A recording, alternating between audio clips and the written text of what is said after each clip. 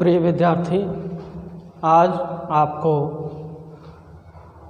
कक्षा 10 में जो प्रकाश चैप्टर चल रहा है उसमें आपको बताया जा रहा है अवतल दर्पण से प्रतिबिंब कैसे बनता है। तो उसी के क्रम में आज आपको लास्ट कंडीशन पढ़ना है और वह कंडीशन था, यदि कोई वस्तु अवतल दर्पण के सामने मुख्य फोकस और ध्रुव के मध्य कहीं पर स्थित हो तो उसका प्रतिबिंब कैसे बनता है, इसके बारे में आपको पढ़ना है। तो चलिए उसको स्टार्ट किया जाए। लास्ट कंडीशन, छठवां आपका कंडीशन है, यदि कोई वस्तु अवतल दर्पण के सामने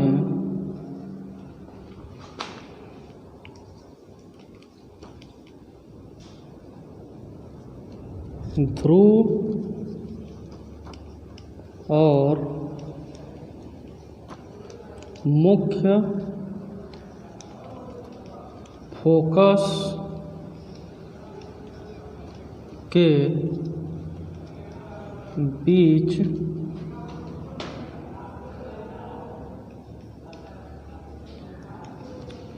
स्थित हो।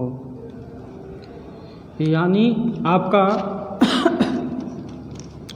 जो वस्तु को रखना है, कहाँ रखना है, तो ध्रुव और मुख्य फोकस के बीच में कहीं पर स्थित रहेगा। तब उसका प्रतिबिंब कहाँ और कैसे बनेगा, इसके बारे में आपको आज चर्चा करना है। तो सबसे पहला आपका जो इसमें होता है, अभी तक आपने लगभग आपको याद हो चुका होगा कि इसमें 4 बिंदुओं को हमको बताना रहता है। पहला आपका बताना रहता है प्रतिबिंब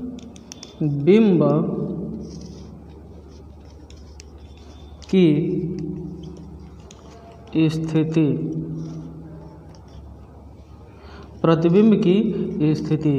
तो इसमें आपको सबसे पहले क्या बनाना है, किरण आरेख बनाना है। आपको चित्र परीक्षा में जब यह पूछा जाएगा तो किरण आरेख के माध्यम से कहेगा बनाने के लिए। चित्र वही बनाना है लेकिन उसको किरण आरेख के माध्यम से कहेगा दर्शाने के लिए। तो चलिए यहाँ पर किरण आरेख बनाते हैं। सबसे पहले कैसे यहाँ पर बनेगा, इसमें देखिए। सबसे पहले आप एक अवतल दर्पण को लीजिए,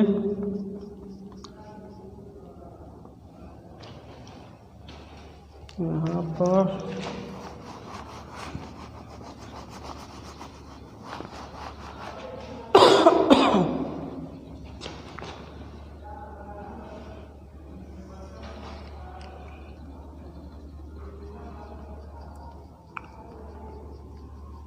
अवतल दर्पण लिया।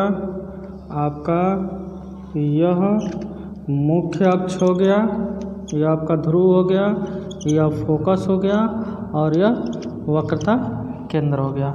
अब आपको वस्तु को कहाँ पर रखना है, तो ध्रुव और फोकस के बीच में। तो मान लीजिए आपका जो वस्तु है यहाँ पर स्थित है, तो वस्तु यहाँ पर स्थित है। तो सबसे पहले आपका एक क्या होगा, जो वस्तु है उसके एकदम ऊपरी छोर से आपका एक प्रकाश की किरण, अब इसको नाम दे देते हैं, यह आपका B हो जाएगा और यह A हो जाएगा। अब इसमें ऊपरी छोर से आपका एक प्रकाश किरण मुख्य अक्ष के समांतर दर्पण पर क्या होगी, पड़ेगी, जो परावर्तन के बाद कहाँ से जाएगी, तो फोकस से होकर निकल जाती है।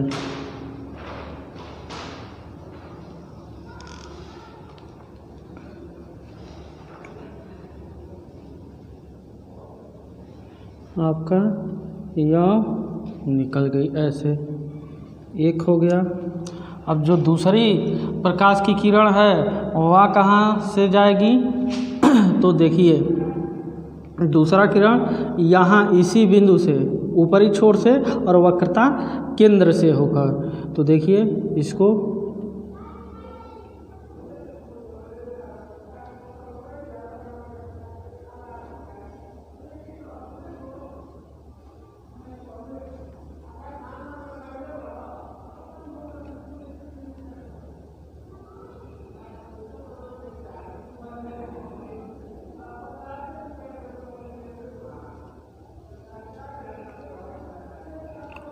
यहाँ पर थोड़ा फिगर बनाने में दिक्कत हो रहा है। आप कॉपी पर जब बनाएंगे तो अच्छी तरीके से यह बन जाएगा। चलिए देखिए आपका फिगर बन गया। अब देखिए अब इसका प्रतिबिंब कहाँ पर बनेगा, यह आपको समझ में आ रहा है कि नहीं। देखिए यहाँ पर आप देख रहे हैं कि जो दोनों किरणें हैं, यहाँ गैप क्या है, कम है। धीरे धीरे जब इधर की ओर जब किरणें बढ़ रही हैं तो यह इनके बीच की जो लंबाई है वह क्या होती है, बढ़ती जा रही है। यानी अनंत तक जाएंगे तो यह कैसे हो गई, ऐसे बढ़ रही है। यानी देखिए ऐसे, यानी इनके बीच में जो गैप है, मतलब आपका जो दूरी है यानी लंबाई है, वह क्या होता है, बढ़ता जा रहा है। तो यानी इधर किरणें नहीं मिलेंगी। तो यह किरणें मिलती कहाँ हैं, तो इसको जब आप डॉटेड लाइन से जब आप इसको पीछे की तरफ बढ़ाएंगे ऐसे,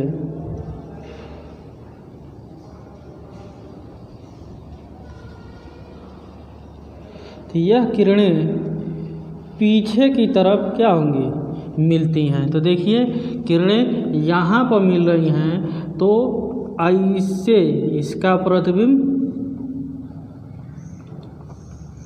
कहाँ बनेगा, ए डैश और यह बी डैश। यानी इसका जो प्रतिबिंब बन रहा है वह कहाँ बन रहा है, दर्पण के पीछे बन रहा है। और यहाँ पर आपको वास्तव में किरणें नहीं मिल रही हैं, आपको मिलती हुई क्या होंगी, प्रतीत होंगी।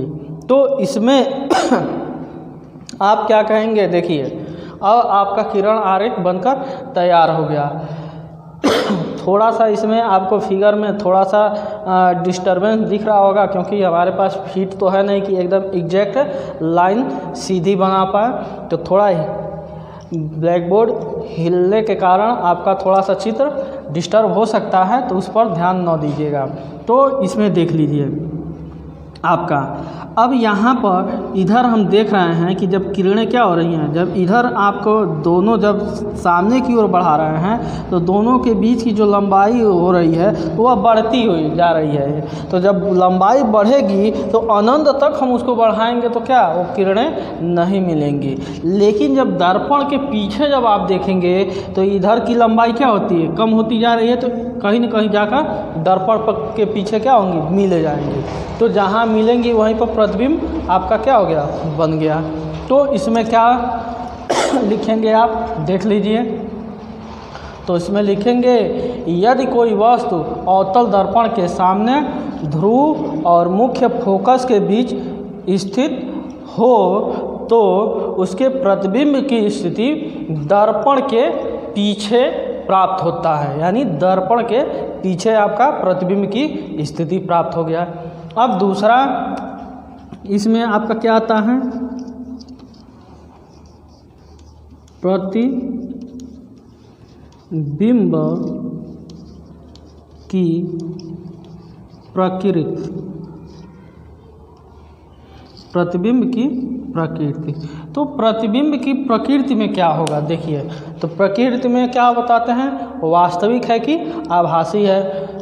तो यहाँ पर वास्तव में क्या किरणें नहीं मिल रही हैं, तो यहाँ आपका क्या बनेगा, प्रतिबिंब आभासी बनेगा, यानी आपको आभास होगा कि दर्पण के पीछे आपको क्या हो रहा है, प्रतिबिंब प्राप्त हो रहा है। तो इसमें आप क्या बताएंगे, कैसे लिखेंगे, तो इसमें लिखेंगे यदि कोई वस्तु अवतल दर्पण के सामने ध्रुव और मुख्य फोकस के बीच में कहीं पर स्थित हो तो उसका प्रतिबिंब क्या होता है, आभासी प्राप्त होता है। या फिर इसको एक तरह से और लिख सकते हैं कि यदि कोई वस्तु अवतल दर्पण के सामने ध्रुव और मुख्य फोकस के बीच में स्थित हो तो उसके प्रतिबिंब की प्रकृति आभासी प्राप्त होती है।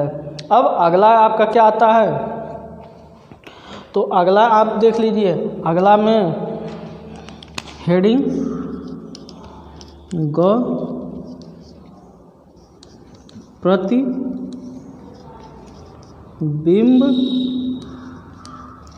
की प्रतिबिंब का विन्यास होता है, प्रतिबिंब का विन्यास।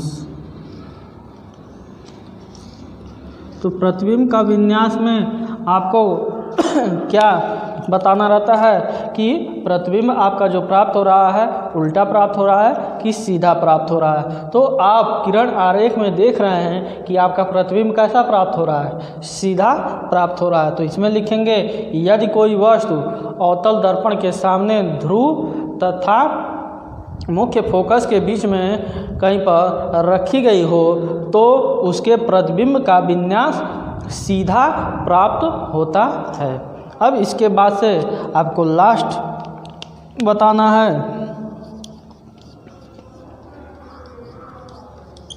प्रतिबिंब